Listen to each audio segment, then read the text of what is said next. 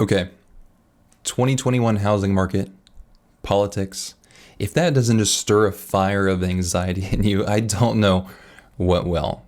Okay, so what we're going to do in this video is we're going to break down the Biden administration's proposed housing plan and how this could affect home affordability. That means directly affecting how much you and your family might be able to purchase, how easy or difficult it is for you to get into a home, and the shape of the overall economy. So let's first dive into this huge issue that so many people are facing. This is the fact that the average age earner in America can't afford to buy a home in 71% of the United States. Okay, this is a huge affordability issue that so many people are running into, and this COVID market has extended and made that even more difficult to purchase because we're seeing such low inventory and such high demand that prices are skyrocketing. We also have to keep in mind that the president, no matter who it is, doesn't directly affect housing, doesn't directly affect affordability. However, they can push policies that begin to change the dynamics with housing and the economy and the affordability of homes. So the Biden administration has proposed a $640 billion plan over the next 10 years. And this is a comprehensive housing plan that's going to include a couple different facets of housing that can directly affect affordability that we'll talk about here in just a minute. And keep in mind, this is a wish list, okay? So first, the Biden administration has to come into office, then they have to create this bill, then it has to get passed through Congress for it to even get enacted. So right now, this is just a proposal on behalf of the Biden administration. So before we talk about the actual proposal with the Biden's administration, let's dive into a word from our sponsor. Within just a few minutes, if you want to check the rates that you're pre-qualified for right now, you can go to Credible with the link in the description. They're a mortgage comparison website. They'll do a soft credit pull. You'll fill out a little bit of information and they'll show you rates from different lenders so you can get an idea of what you qualify for right now, along with all the costs and full transparency up front. Okay, so the link is in the description if you want to check that out. So let's talk about Biden's proposed housing plan that they have set up. First, they want to expand the Section 8 housing program for low-income households. They also want to remove discriminatory policies, and these are policies that are currently ongoing in local governments. And what the administration would do is inject money to improve the testing that they have in these governments to make sure that there aren't discriminatory practices going on. Otherwise, they could penalize or withhold federal aid. They would also limit single-family zoning. So right now, single-family zoning artificially increases the price of land and homes because it makes those more scarce, simply just because of the zoning. It also provide a tax credit for people spending more than 30% of their income on housing. They're also focusing on building and restoring housing in low-income areas and communities suffering from the affordability crisis. And finally, this is huge. I was stunned when I heard this number. So they would target unfair property appraisals, which currently value Black-owned homes at tens of thousands less than comparable white-owned homes. So on average, Black-owned homes have a 23% less valuation in appraisals than white-owned homes. This is ridiculous. The fact that this is ongoing and this is creating an affordability crisis all over. This is actually creating more systemic elements of racial injustice. And this is actually a study done by the Metropolitan Policy Program at the Brookings Institute. Okay, so all of these things are ways that the Biden administration wants to tackle home affordability. Now, obviously, you can see that home affordability is not something that can just be changed overnight. It has to be kind of tackled from multiple angles. So if we have affordability here, we can't just immediately change it. We have to come in from this angle of discriminatory practices, this angle of economic health, this element of appraisals. We have to attack it from different sides to actually see significant change. So now let's actually analyze this from a factual perspective. So first, outside of Biden, we still have a COVID issue.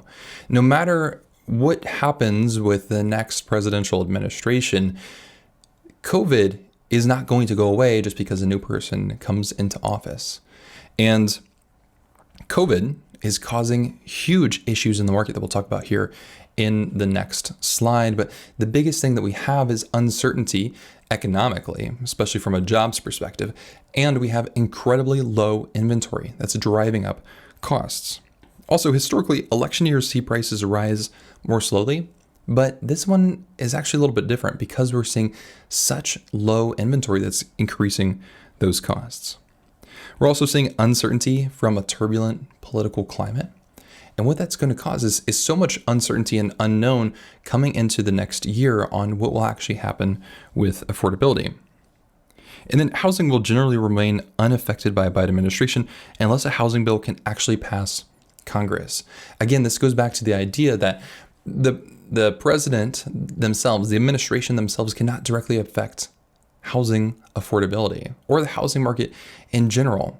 And the presidency doesn't affect the housing market as much as it would the stock market. The stock market reacts to things much more quickly, much more viscerally based on emotion than the housing market. The housing market takes a lot longer to catch up to those trends. So we won't see a huge change immediately in affordability just from the transition of a new administration. And housing predominantly is going to be affected by these three things.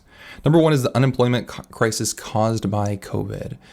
The unemployment crisis is causing so much uncertainty with what's going to end up happening over these next few months. Is there going to be a vaccine? Will that cause a reduction in COVID cases? Is that going to help people get back to normal employment? Also, there's a severe lack of inventory, largely caused by the fact that builder growth is slow, and there's so much uncertainty that people don't want to sell their homes, especially because the market is as difficult as it is. Sellers don't want to sell because they know it's going to be difficult for them to purchase, so they don't sell, which continues the cycle of making it more and more difficult. And then economic recovery or lack thereof. So we don't know what's going to happen in the next few months with our economy. For instance, is there going to be an extension of the moratorium on foreclosures? If not, then we could see a foreclosure crisis happening if so many people are getting foreclosed on. If so many people are not paying rent, we could see this huge collapse begin to happen if there isn't support built from underneath. So most likely what's happening, if you're following so much that's going on with affordability and the housing market and the political climate that we're in, it's so easy to get caught up in the news cycle of everything that's going on. And often what ends up happening is we tend to overthink things that are happening. We tend to ruminate. And then we have this tribal fear where we feel like we have to tightly grasp onto our political ideas and our beliefs and what we want to happen in the future. And this is actually a defense tactic to keep us from an inhibitory emotion that's anxiety. And underneath all of that anxiety tends to be this fear of the unknown. Because we're not actually all out here fighting each other what seems like to the endless death on Facebook and where other social media platforms for our specific political party, our specific idea of what's happening in the market. What we're really fighting for is, are we going to be okay over the next 12 months? Is our family going to be okay? Are we going to be able to afford a place to live? Do we feel like we're being cheated out of a home? That's the fear that we need to address. And so when we can first validate that fear that's happening inside of us, instead of just reverting back to these defenses, that's when we can start to see some relief, start to see some actual change and progress being made, start to feel like we're actually more connected to the people around us than we maybe anticipated to begin with. So the first thing to do is to validate that fear that's going on. It's perfectly okay to say, I'm actually really afraid of what's going to happen over these next 12 months. Whether I'm on board with the Biden administration or I'm not on board with the Biden administration, it's okay to have that fear. It's okay to have the fear of saying, I don't know what's going to happen with COVID, right? Everything as granular as I don't know if I'm going to be able to find employment within the next 3 months, to as vague as I'm really just concerned about what's going to happen in the world with this pandemic, okay? But when we can recognize that fear, actually feel it in our body and validate it, that's when we can actually use that as a platform to see growth happen on the other side, okay? So I want you to take a moment, Step outside of these defenses that you might be having and be able to go a little bit intrinsically and see what's happening inside of me. What are these things that I'm feeling? What are the things that I'm really feeling? Because that's going to lead you into an open-hearted state, a state where you're calm, you're curious, you're connected to other people. That's when you're going to make better decisions. That's when you're going to find more fulfillment. If we stick in these defenses and we stick in this anxiety, we're always going to feel overwhelmed. We're always going to feel taken advantage of. And we're always going to have to feel like we're fighting each other for survival. Take a moment to take a deep breath and feel what's really going on underneath. That's going to lead you to a better place. Okay, now let's talk about opinion. And again, keep in mind, this is opinion just based on this data here. So what we first have to understand is currently with the Trump administration, there's been some instability with key figures in that administration. What some people call like a revolving door of secretaries and appointees. Okay, we've seen a lot of people come and go in the Trump administration, and people have sentiment, not everybody, obviously, but some people have sentiment that the Biden administration could provide more stability. Now, this would be beneficial for the housing market to be able to see more solid growth, more continuity with these programs that are being enacted. And people would also see sentiment of the White House more likely to support urban recovery. And what this would do is create a psychological floor of sorts that would support the bottom of the housing market. This is what John Walkup calls the Biden bump. Okay, so basically what's happening here is there's a psychological element going in with the housing market. And what some people are suggesting is that it's possible that the transition to the Biden administration could provide some support in the housing market that would make people feel a little bit more comfortable, feel a little bit more stable. Okay. And then the market reaction will most likely be a decline in the stock market, which isn't a picture of the market as a whole. So the main reason why we might see a decline in the stock market is normally when you have an administration come in that's not as, this might not be fair to say, but not as economically forward as maybe a Republican administration might be, then what ends up happening is normally the stock market's going to react out of fear. And so we might see a decline in the stock market. What we have to keep in mind is the stock market is not the housing market. The stock market is not a picture of our economy as a whole, okay? We have to keep that in mind. And understanding that when we see that transition happen and the potential for the stock market to decline doesn't mean that the housing market is crashing, doesn't mean that there's a decline in the housing market. Again, a presidency most likely is not going to immediately affect the affordability of housing. For affordability to be changed by an administration, this is going to take years for these programs to be enacted and for us to see change happen immediately from these programs. Okay, so housing really, I don't believe is going to change that much. I think we're still going to have so much uncertainty from what's happening with COVID in our economy, so much uncertainty from what's happening with people on unemployment and getting back to normal employment. And then also so much uncertainty with how low inventory is right now. And if demand is going to stay as high as it is with how short we are in inventory. So what do you do now?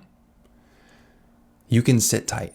It's perfectly okay to sit tight if you don't feel comfortable making a decision in this market with how turbulent everything is right now. Okay? Maybe what's better for you to do instead of actively shopping for a home and feeling discouraged because you're seeing so many issues with affordability and not being able to put in offers and things being so competitive, it might make sense for you to just take this time and focus on building your savings or paying off debt. Or maybe right now you're in the spot where you don't have employment and you're trying to figure that out as well while still keeping solid relationships in your life and making sure that those don't dissolve away even amidst the chaos of everything else. So it's perfectly okay to say, you know what, right now is not the best time for us to buy. We're going to wait a little bit, hold out, we're going to sit tight and actually be really comfortable in that decision. And it's perfectly okay to validate that with yourself, with your spouse, with a partner, with your family to say, we're gonna hang tight for a little bit. We think that's the best choice. Otherwise, that anxiety continues to eat away at us the entire time, and we feel like we weren't sure if we made a good decision or not. Okay, so if you want to learn more about the tax credit that the Biden administration is proposing, you can click over on this video to learn more about that.